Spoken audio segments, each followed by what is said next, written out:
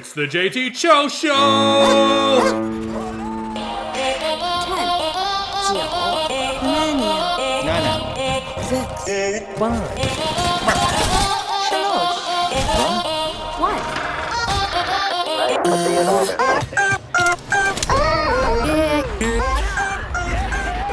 1.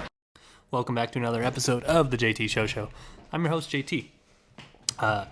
This is the 89th episode of the JT Show. We're almost on 90, which means it'll be 10 to go before, I'm about to hit that 100th episode. So it looks like before 2021 is done, I will finally have 100 episodes of the JT Show, unless something drastic changes to where, Anyways, today's the 22nd of September. I tried to get this out after Saturday last week, right after I did stand-up comedy, but I was kind of tired, and I wanted to kind of have some time to reflect so I can really tell you what I thought about it. I was just going to hop on and record, post whatever, but I wanted some more time to reflect on it, and I wanted some more topics to talk about. So let's just start off with talking about some football first. I had a really good football weekend. Michigan Wolverines faced Northern Illinois University, MAC school, had a Big Ten quarterback. Lombardi used to be the starting quarterback for the Spartans, and I'm really glad this time we handled it at home. We scored 63 points, I believe 6 rushing touchdowns. Again, we handled this team like we were supposed to. We did the things on offense that we were supposed to do. We were blocking very well. We got Edwards some touches. We got both quarterbacks some touches. Both quarterbacks looked very good. Receiving looked a lot better than what we even tried to against Washington. Overall, it was another great game to go to. Sitting 80 rows up at the Big House, had 108,000 people, I believe, if I remember correctly, in attendance. Overall, it was a very good game. Michigan dominated. I wouldn't really say a slow start, but once we scored the first touchdown, that was just like opening the can of worms. It just got a little bit more creepy crawly from there. Sunday followed a very exciting game of football. The Chiefs and the Ravens went the distance. Very good game there. The Packers played the Lions on Monday Night Football. 17-14 down at halftime. Going into the locker room, Aaron Rodgers and his team put it together. Aaron Rodgers had 4 touchdowns, looking like the old Rodgers. Aaron Jones had a very good game, and I'm glad he found that necklace that had his dad's ashes in it, because that would have just been a huge travesty to lose that on the field. So shout out to that trainer for finding it. I can't think of your name right off the rip, but again, I try not to go too scripted for the show because we're all just here for fun. But takeaways from the Packers game. First of all, I saw reports the very next morning yesterday of hey, you got to fire Dan Campbell. And I forget who this was, but he said, if Dan works out, he does, and if he doesn't, he doesn't. But this is 2 games into a rebuild. So if you're a Detroit Lions fan and you're calling for the head of Dan Campbell already, you're not a realistic football fan. You're not going to win the Super Bowl every year. You're going to have your windows, you're going to have your shots, and you're going to have your rebuilds, you're going to have your teams, you're going to have your playoff contenders. But right now, the Lions are completely and 100% in a rebuild. Okay, you got Jared Goff, you got 4 first-round draft picks coming up. You got to eat Jared Goff's contract, okay? Like Earl pointed out on The Picks, which is my secondary show, which is supposed to come out Wednesday night, but due to some unseen circumstances, it's probably going to have to come out Thursday morning. But Goff has 5 touchdowns, 3 turnovers for the season, so he really needs to get his turnovers under wraps if he's going to get anything going in Detroit. And then, as Earl said, there's only one game he really looks at that they could win, and that's against the Falcons. So he was, saying he hopes it's not just a 1-win season, but we will definitely find out.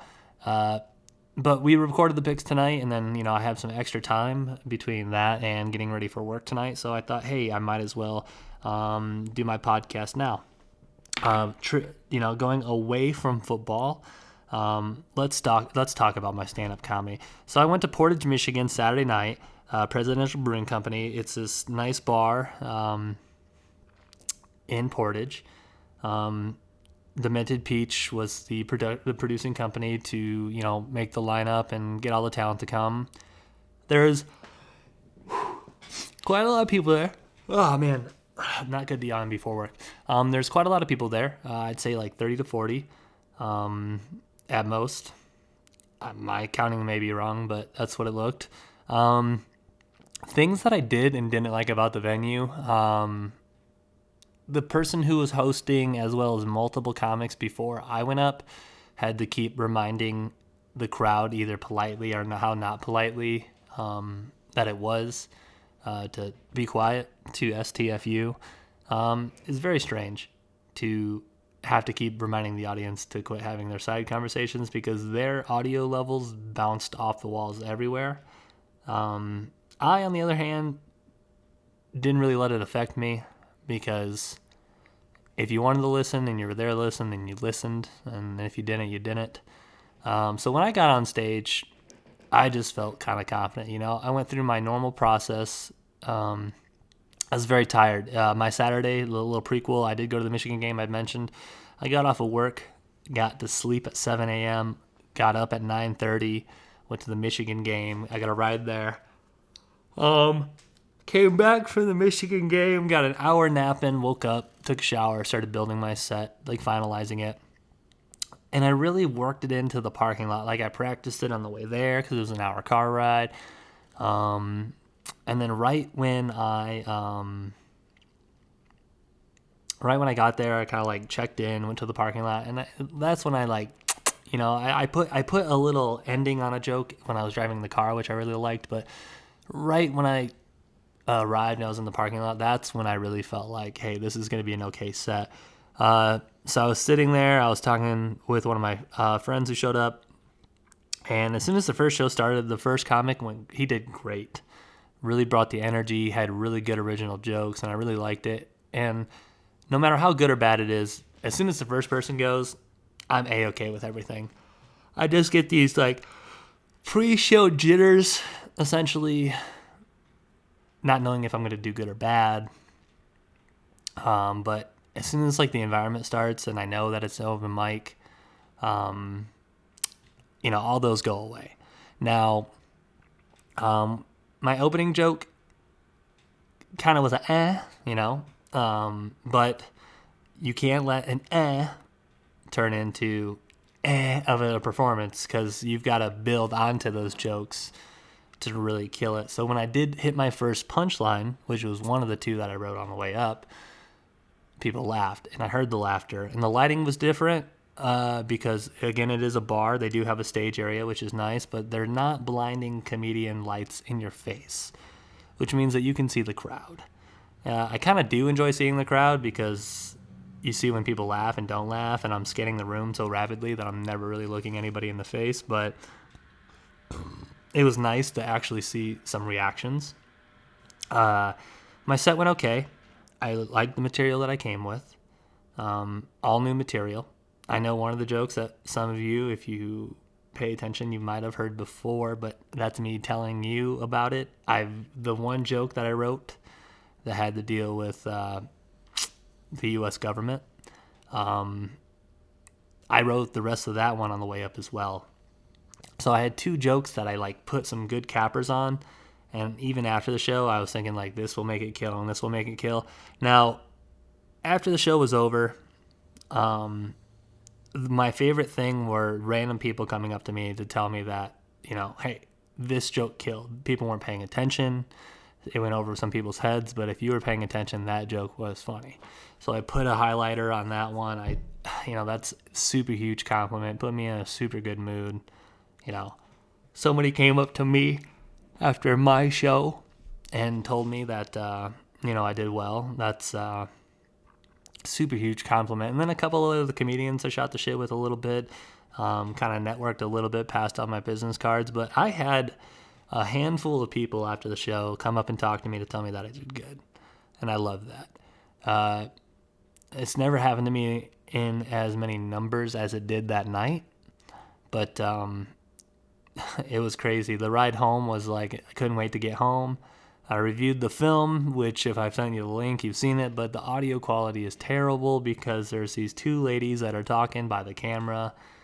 And like I said, there is a very talkative venue. That's the only downside from this entire time. I had a great time. I'm never not going to have a good time doing stand-up comedy, but I'm going to have a bad time if I'm going to yawn all the way to work. But, I came home, I streamed, and then I had to work on Sunday, and then, Monday's a short day for me. I'm super busy. Today I had the picks, but I was like, I got to get this done, because if I don't get this done now, I'm not going to get it done by, the weekend. Then I got to take time either Friday or Saturday, and Saturday I'm busy as well. So it's just like non-stop for JT. I started playing a new video game for the stream called Flynn, Son of Crimson. It's kind of like it's sort of like a side scroller. You have powers, but there's good dodge rolls. The weapons are nice, and the levels are very intricate to where they have multiple exits per the level. So, power ups and boosts and different abilities you require will let you go finish levels beforehand. Another thing that I like is as you advance levels, which I enjoy the map so much.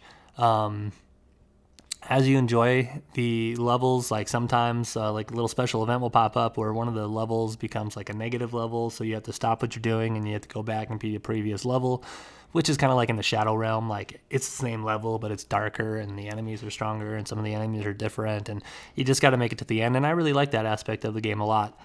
The skill tree, third yarn, man, unprofessional. The skill tree in that game I really like a lot too. Everything's based off of the crimson coins that you get, and then you go back to your hometown. And what's nice is you don't have to go all the way through the whole menu and then go back to the world at the hometowns. And there's actually just a sanctuary button to where you can just fast travel back to the sanctuary. The dodging, the powers, the moves, the getting hit, the hits, I like that a lot in the game. It's a lot of it's straightforward, like the enemies. Some of them hold for a second, so you get a hit, then you have the dodge roll. So once you really learn how these enemies move, then you start being able to play the game, which is very nice. Flynn, Son of Crimson. It's on the Xbox Game Pass. I really, really, really do enjoy that. Other video games that I've been playing, Splitgate with Gary. Joe picked it up. Splitgate, it's been out since 2019. That might be a little bit of a mind blower for everybody, but it's sort of like the Halo ripoff. Like Halo had a child with Portal, and that's this game. One thing that I do like that they do is that they limit the servers to see how many people are allowed to be playing in the servers, which is nice because you hardly have lag in the games. Their playlist and how you play the games is very nice. So set up like normal games where you select the game modes that you want and you play from there. Takedown is a game that's 3v3, and I think it's Strike Down or something like that. One of them's a one-hit K, and then the other ones, you have to eliminate the entire other team. If not, then a timer activates every time that you die, and every time that you die, the timer increases before you get to spawn back. I really like, you got your oddball with portals. One thing that I really like about this game, though, is the hit markers, the hit points. Everything's clearly like, you hit your BR rifle, you get this much damage, it comes up on your screen, exactly, it's 100 health. So that game, to me, I like it better than Halo, the Generations one, because I like playing this way better than Halo 2 at this point in my life. Halo 3 is even staler. This one even has a boost jump and a sprint, which is really nice to have in a Halo setting game. But Splitgate, be looking to see me play that a lot more because a couple of my friends really enjoy it. It's all the way to 4-player. It's a free game. It's on the Game Pass as well. It's a lot of fun. There's another game that came out on Game Pass that I can't remember which one it was, but it's a stealth game. And it looks really interesting.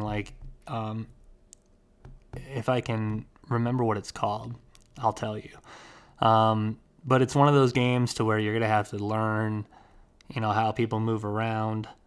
Let's see if I can remember what it's called right here. I have to go to my game library to see if I downloaded it for sure. And if I didn't download it, then I'm a fool. It's called I think Origami 2. And it is a third-person stealth game where you play as an assassin with the power to control the shadows. Join the Shadow Clan and fight the invader armies to protect your people. It's online co-op, 2 to 3 people, which is pretty dope. Again, another Game Pass game, very small game. It's only 8 gigs to download, so that's super big. So you and your friends, if you don't know about it, you can download it in the same day, even if your internet's slow. What's 8 gigs? If that's longer than an hour, then you, sir, have the wrong internet. But that's a game that I'm going to be playing in the future for sure. Other news with streaming, I got on the Fiverr website, and I found a health box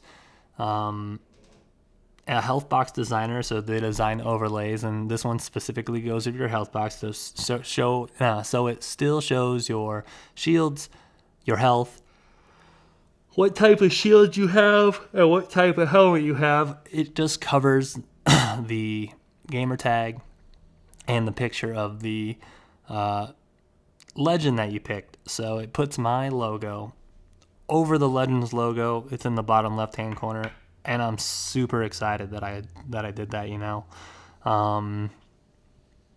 Again, Fiverr came through for me. Pretty cheap service to find stuff like that for all these artists out there who are freelancing and just trying to make a couple extra bucks here and there. But overall, glad I spent that money for sure. Just because I'm 10 people away from 100 followers on Twitch. If you don't know what my Twitch is, head on over to twitch.tv/JTofJville. If you can't remember that, go to www.jtofjville.com, which has all my links, including my YouTube, my Twitter, all that other jazz. That's how you get a hold of me. That's how you see my upcoming show dates, which will be blank pretty soon because I don't have any upcoming show dates. Just because that's the way the cookie crumbles. Beginning of October, that's when I got to start my next list of venues and locations to email to. But, it's just cringy doing it over and over and over. That's where an agent comes in, and that's where, when you do start doing, legitimate comedy to where you might be being paid for or you're getting called back more. But I'm not. I'm still very new. So it's just something that you have to deal with. But I do enjoy streaming. Today I kind of took a little bit off. I was going to stream, but I decided to do this again because I have to do this. I can always stream later on, but I also folded all my clothes. Now, those old memes of hey, sex is cool, but sex is cool, but so is folding and hanging and putting away all of your laundry when it's done. All my clothes are hung up, all my other stuff's folded, and it's all put away, which is unheard of. For instance, in college, I would wash and dry my clothes. I would get back from washing my clothes, and I would throw them all on my bed. Now, finally, when I go to sleep in college, I have all these clothes on my bed. So I'd pick those clothes up, I'd put them in the chair, and then I would go to sleep.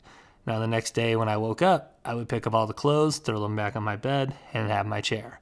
And the cycle rinsed and repeated until I needed to do laundry again. Now, every now and then, the podcast table or a chair or two become where I throw all my clothes, because sometimes it's just, not my time to fold these clothes or do this laundry, but other times it is, So, I did it today. Super happy about that. On a cold and rainy day. Today, this is the first week where I haven't golfed pretty much the whole summer, which is crazy. It's been non-stop rain since Monday. Here in Michigan, it's cold fronts coming in, very cold, wearing a sweater.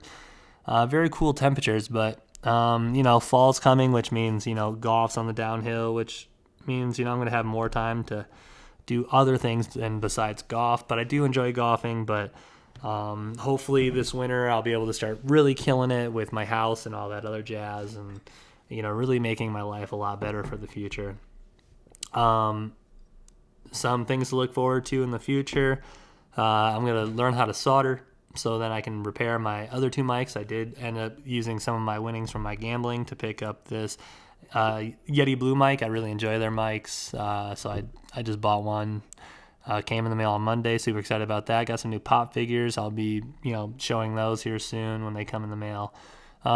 But, it was just another average week for me besides the stand-up comedy and the Michigan game. I've been going to a lot of football games. But I like to keep these short, simple, and sweet because I know you got better things to do with your day.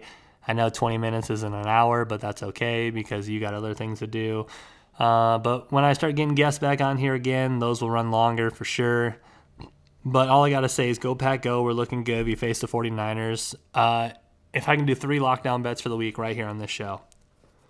3 lockdown bets. So parlay 3 teams. Let's go Titans. Let's go Cardinals. And let's go Seahawks. 3 locks. So parlay those 3 teams together. There you go. Easy parlay. But besides that, you guys, thank you for coming back and continuing to support me. You guys know the website. You know who I am. Hopefully we can get some other people on here. Like I said, it's just busy schedules and excuses, So, but I do try to get more people on here. Less interviewee, more talky, more conversation, better podcasts, better than, 6 or 7 views a week. Once I hit this 100 episodes, that's when I really take a look at the format and see how I do and see what I can add and this and that. Because if I'm going to continue to do this at past 100 episodes, I'm going to need to make it unique, make it unique to me. So I'm always brainstorming. But if you have suggestions, put them in the box. If you have questions, put them in the box. Leave me a comment. Other than that, though, I want to thank you guys for your continued support. You guys have a great rest of your day, great rest of your week. Have a great weekend. Go Blue. Setting out Captain's Log. See you guys later.